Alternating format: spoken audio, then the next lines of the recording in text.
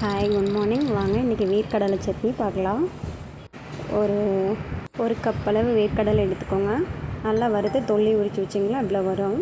பெரிய வெங்காயம் போட்டுக்கோங்க, கருவேப்பிலை, வரமிளகாய், சீரகம், தேங்காய், ஒரு ஒரு பூண்டு ஒரு 4 பல் எடுத்துக்கோங்க. புளி உங்களுக்கு தேவையான அளவு.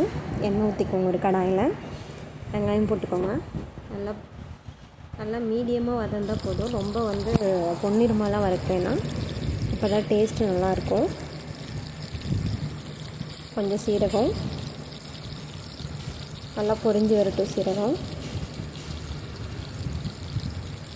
பூண்டு, கருவேப்பிலையும் போட்டுக்கோங்க. அதுலேயே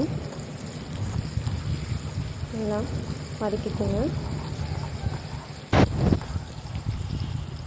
இந்த அளவுக்கு வதங்கியிருந்தால் போதும்.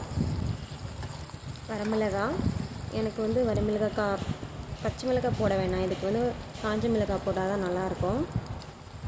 அப்புறம் ஒரு கைப்பிடி அளவு தேங்காய் துருவி கூட சேர்த்துக்கோங்க, நல்லாயிருக்கும். தேவையான அளவு உப்பு சேர்த்துக்கோங்க.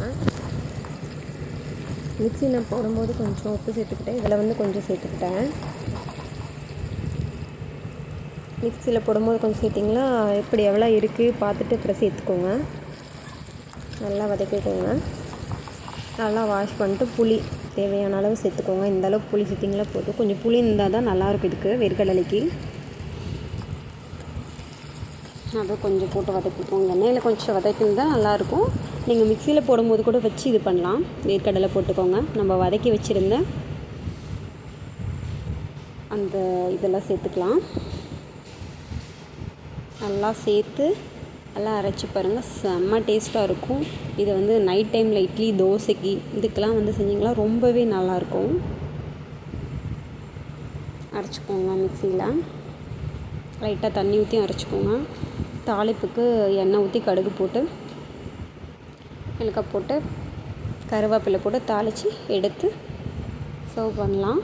ரொம்பவே நல்லாயிருக்கும்.